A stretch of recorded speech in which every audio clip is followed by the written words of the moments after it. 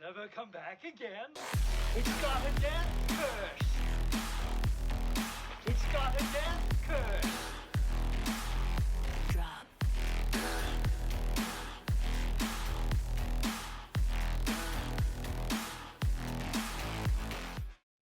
Welcome back to the Death Curse Club. We're here with an interview, and my guest today works in the field of makeup artist, special effects, works on plenty of films, and right now you can watch their film. It's What's Inside on Netflix right now. I'd like to introduce to you the one, the only Claire Amadea. Hello, Claire. Welcome to the show. Thank you for having me. So no, thank you, because what I'm enjoying about all these interviews that I get to do is I'm finding this different aspects in filmmaking and reading up on you. You have had such a career in the film industry, spanning from acting to theater and finding yourself doing makeup on sets and theater and film. And I just want to know, like, where did you get the interest to do makeup and prosthetics and stuff? Sure. So I come from like kind of a weird hippie family and very like heavy focus on having access to all kinds of art supplies and stuff like that. My mom actually bought like one of those stage makeup kits for me to play with when I was a kid. Oh wow. I'd love to say that was like the moment that I knew that's what I wanted to do, but that's not how that worked. I've had a really weird path to get here. So, of course, playing around with all that kind of stuff when I was a kid, I actually wanted to be a performer. I'm a retired opera singer. Wow. That's literally how I got into this. Wow. Like I went to college for that. I got my degree in that, and part of that process is learning how to do stage makeup on yourself, and of course, to an extent, learning to do it on other people as well. So I had a little bit of an understanding of that. After I graduated, I was involved in a student opera production that had really heavy prosthetic and special effects makeup, and that was the first time I ever touched a prosthetic. That was the first time I touched an airbrush, and that was kind of game over for me because I was like, "This is great. I don't have to audition for this, so that's way less stress on me. I'm gonna go learn how to do all of this stuff." And then I spent a ton of money screwing things up and teaching myself basically, and then from there I got connected with just the right people and did my first short film, and that was kind of the end. And I've been doing it ever since. That's crazy. And like awesome. You seem like the type of person that really studies the field that you're in. And I was wondering if once you once you found out that this is what you wanted to do, did you look back in history and like, oh, I'm gonna follow this person and figure out what they did to when they were in the Absolutely. field, like Tom Savini No. or anything? Oh yeah, Tom Savini, Dick Smith, pretty much everybody that came before. To like any of us that are working in the industry now, we're using techniques and processes, materials that those people invented. So it's really beneficial to know who came before and how we got to where we are. So that is absolutely something I studied. Wow. Okay. Okay. And talking about this film, it's What's Inside. I was wondering, like, when I got the info about that movie, it was, a bunch of tattoos on one character that you were putting on. And I've seen the film. I watched the film last year when it came out, and it's one of my It's a good favorite. one, right? Right? I was like, this movie fucks, and I'm here for it. It is a time jumper. It's different areas, and I was wondering when you film something like that, is it in order or were you in the like, okay, I got to do this one day, this one, you know what I mean? Like, was Yeah, it no, different? filming chronologically doesn't happen all that often in the industry. Most of the time, we are jumping around. We did a little bit more of that with this one because we were locked into one location, so we kind of could go more or less chronologically. But we did jump around a fair bit. Wow, wow. And you were head of the entire department for that film, Yeah. correct? So part of my job as a department head is tracking that continuity so that everything like meshes together and looks the same, and you can't tell that we shot it out of order. So that's gotta be stressful. Like, it's But gotta be. it is, but I I really like puzzles. And for me, doing a movie is like putting together a puzzle and figuring out how it all fits together. So that's just, Mhm. it really works well with the way my brain operates. Right, Um, right. so yeah, of course there's stress, but it's also really fun. And I like to joke that every single one of us that works in the film industry has undiagnosed ADHD. And so the way that it constantly changes and the high pressure like fuels that dopamine chase and it fulfills the novelty seeking that we all have. So it's kind Right, of a joke, but it's also kind of not. right, right. I get that. I get that. And looking at how that film is, and it is makeup and it's tight and you have to be on the ball, but then you do love prosthetics. And I've looked at your Instagram, you have so many like different like demons and monsters, wounds on the face. I mean, Sure. do you prefer side is the prosthetic like the fun that you want more of? So when I got into the industry, that's all I wanted to do. I only wanted to be Mm, a special effects makeup artist. I only wanted to make monsters. mm, But where I was based when I started, like that's not a realistic career. Like if you want to mm, have a career, you have to learn how to do a lot more than just that because there's just not a call for it as much in mhm. like in the smaller third markets. So Right. I diversified just so I could make a living, and then I really fell in love with the other side of it too. Mhm. Regular makeup, character makeup, the stuff that doesn't involve specifically prosthetics can be really satisfying and challenging as well. Mhm. Um, Sometimes doing prosthetics is almost like a little cheater way to make it more interesting. Whereas, like for example, with Forbes, he's what I would deem a character makeup. So Mhm. with David, what I did is like we wanted him to be really creepy. Well, how can I make that happen? So I Right. did things like deepening his eye bags a little bit. We used an oil-based foundation on him and didn't powder him to make him look kind of greasy and gross. And then, his performance sold the rest. But like that part Right. can be super, super fun too.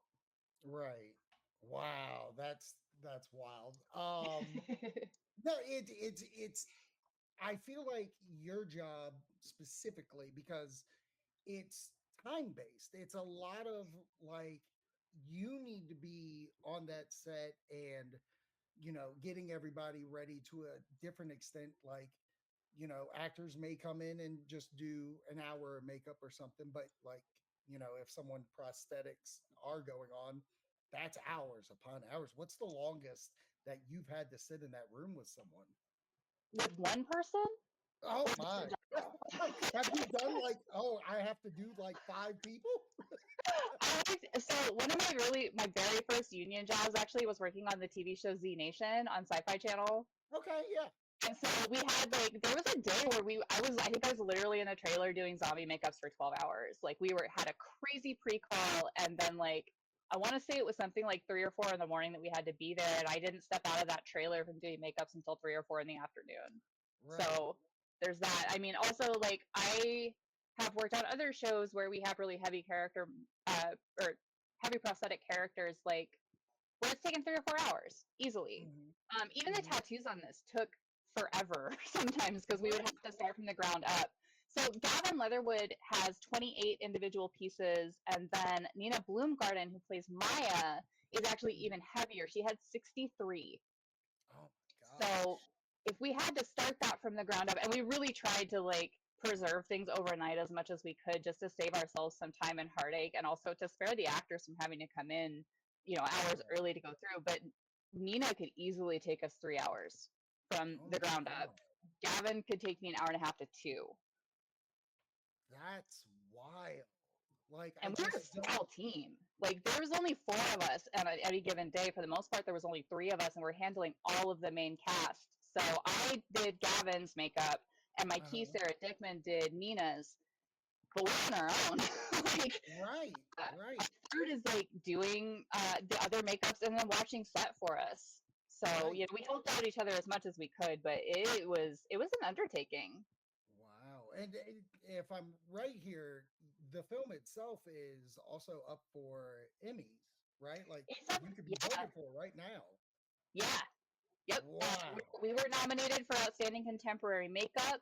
Hmm. Our hair department head and her team, Malay Egbe, was also nominated for Outstanding Contemporary Hair, and I believe it's up for Outstanding Television Movie. Just pretend I Outstanding. said that without all the pauses. That's amazing. Congratulations for you Thank people. you. That's great. You never Um, know where these projects are going to go sometimes. Like, I right. knew it was going to be cool, but, I was like, oh, I'll probably have a great festival run, and that'll be the end of it. And then just to watch it take off has been incredible. Like, Greg Jardin deserves all of the praise that he's getting for this. He's an amazing Right. director and writer. Hmm. Like, it's such a cool project. I was going to say, it feels like, if I'm right, even from when I saw the trailer, like it lists all the festivals that it's been in. And so this is has to be one of the movies that are like it's festival bound and then bought by Yeah, Netflix to it be done. was. And what is there then a different process where you guys get to like enjoy the fruits of it? Of Oh, I hey, wish. the premiere is going to be here, so get your team. We're going out. Well, I happened to be in LA for the premiere, so I Oh, actually that's snuck fantastic. out from the job I was working on. I like got everybody through makeup, and I was like, "I'll be back" to my key, and then just like snuck Wow. out, went to the premiere, said hi to people, watched the movie, and then went back to work. That's pretty We were fantastic. shooting a vampire movie in Ooh. oh my god, my brain just is like not working today. Anyway, we're shooting a vampire movie in the hood, and so I like showed up, did my job, changed in the bathroom, went to the premiere, came back, changed out, and then stayed shooting until like 4 in the morning because I'm a Oh my masochist. gosh, yeah. You go for it. You are going for it. Yeah, um it was really nice to be able to see it. We like they did the premiere at the Egyptian, oh wow, which what a was really theater. cool. It was my first Oh time getting to go to man. a premiere there. Yeah. Holy moly, that's great. So with this film doing well, and then I've seen that you also did the makeup for Pig, correct? I was yeah, I worked on Pig. I wasn't the department head on that one. I was hired by Okay. somebody else to come in and work on it. Okay. But yeah, Okay. that was really cool too. I wasn't sure if it's like, okay, Nick Cage is coming in, so buckle your He brings his own seatbelts. personal. He has a personal makeup artist. No way, that's wild. Yeah, Oh, she does all of his makeup. She does his hair. She does his like she makes the prosthetics for him. Like her wow. job's really involved, and she just like follows him around.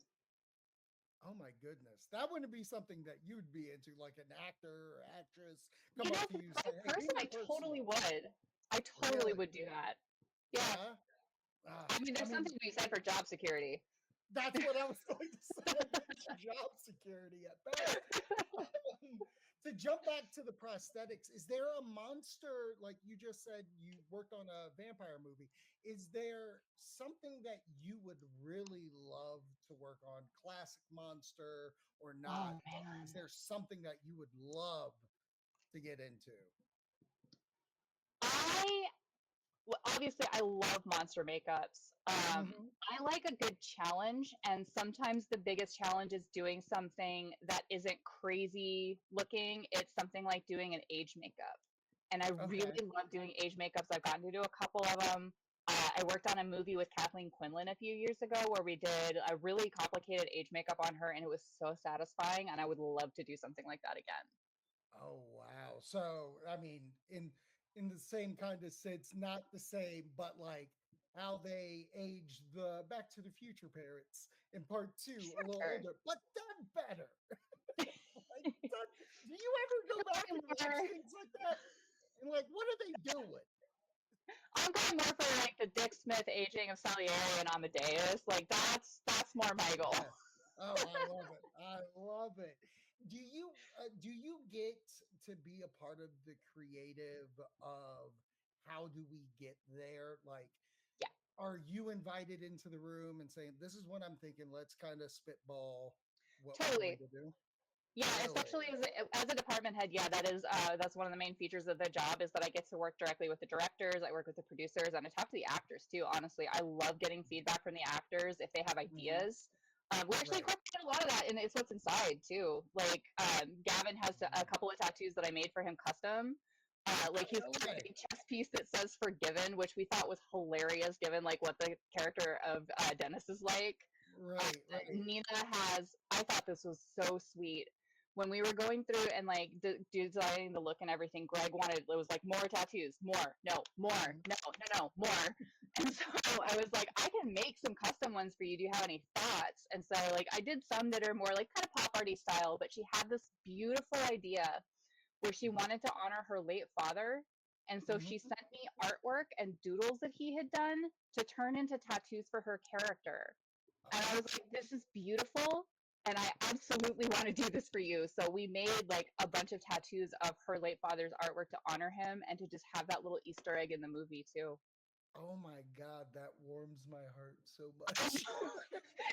When she told me, I was like, okay. I mean, that's definitely putting yourself in that role and Yeah, honoring someone else. Oh my gosh. Oh yeah, gosh, it that was got me. so beautiful. Oh yeah, for sure. So you are a department head. Do you get to work with the same about team as much as possible, or do you have to switch it up?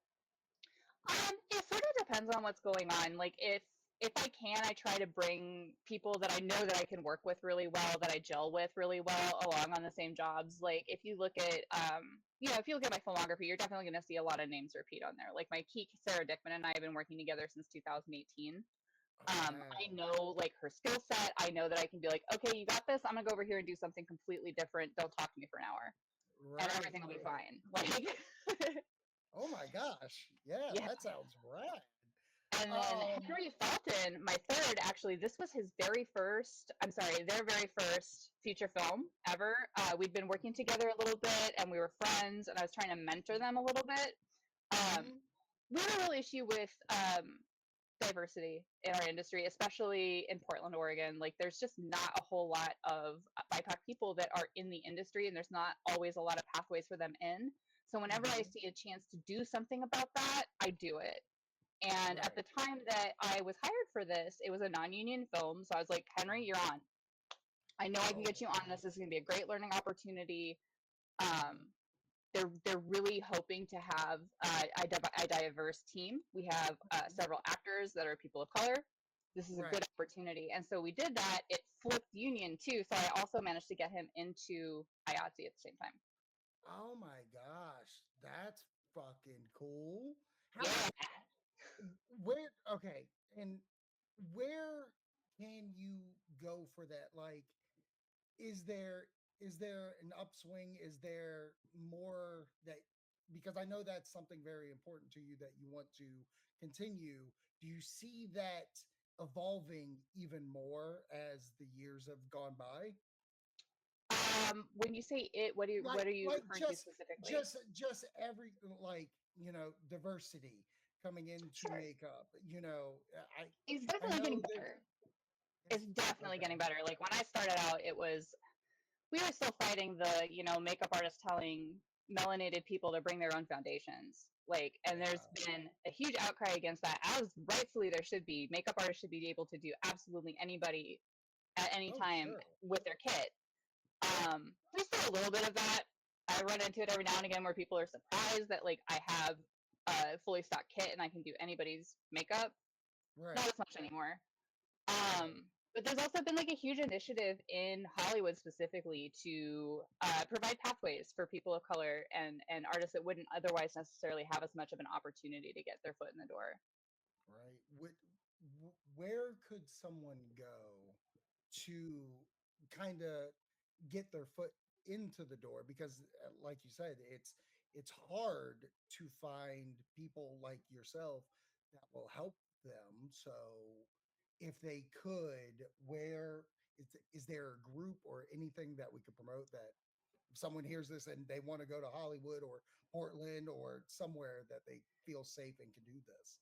Sure, I can only really speak to Portland specifically because that is the local that I'm most heavily involved with. Like I've worked with Okay. 706 on a few things, but my home local is IATSE Local 488, which is a studio mechanics local of the Pacific Northwest. We have Okay. a mentorship committee that specifically exists to try to help people find pathways. Hmm. There's also community programs like, okay, so in Portland we have a program called Outside the Frame and Pathways. Okay. both of which are programs that are designed to serve historically underrepresented demographics and give them opportunities to get their foot in the door in film. Um, Pathways frequently will provide production assistant positions to people on Hmm. shows. I've worked on a number of them where we've had Pathways participants on them, and I've seen a lot of them go on to much bigger and better things from there. Right. Right. Like I said, 488 has the mentorship committee. I think Hmm. there's just some digging to be done depending on what city you're in terms of finding stuff like that. I'm sure that exists in Los Angeles as well. Right. It's got to be crazy the fact that we are living in a time that you don't have to go to California now. Like, I know this is off subject, but I have friends that are in Atlanta working, you're in Yeah. Portland.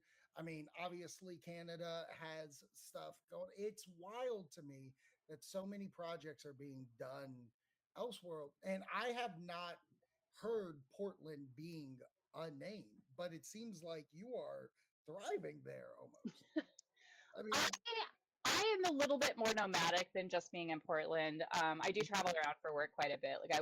I feel like this last year I was in LA every other month. oof, Um, but of course, like our industry, as I'm sure you're aware, is really in dire straits right now. Like yeah, nowhere is busy right now. right. I don't know that I necessarily agree that you don't have to fully go to LA. For some stuff, you Hmm. really do. Like Okay. in as far as my career goes, it's not necessarily 100% necessary, but if you do really want to Hmm. be taken seriously, you go to LA and you join 706, Gotcha. which is, of Gotcha. course, a goal of mine. Right, right, right, Um, right, right. Wow.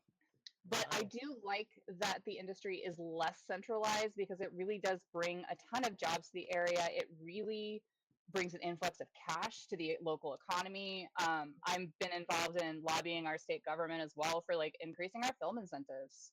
I'm Hmm. it it really I know a lot of people that rely on it 100% as a career.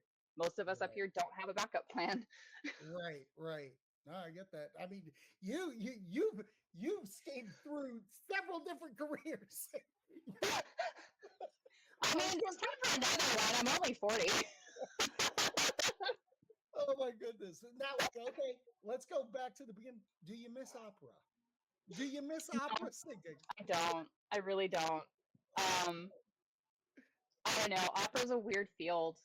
Yeah, I'd It's really imagine. weird. It's really stressful. I was having massive anxiety attacks whenever I auditioned, and I'm in a much better place Hmm. now. You know what? That's better for you. That's better for us because I'll sing you're in the car, delivering. Yeah, I'll sing in the car. car karaoke day in day out. That's amazing. That's amazing. Well, Claire, thank you for coming on to the show today. Once again, you can watch their work right now on Netflix. It's What's Inside. Thank you once again for coming on. And if you're an Academy voter, consider us for outstanding contemporary makeup. Come on, come on. If you're watching it, we're plugging it. Hashtag Emmys is going in this show. Awesome. Thank you so much for coming on.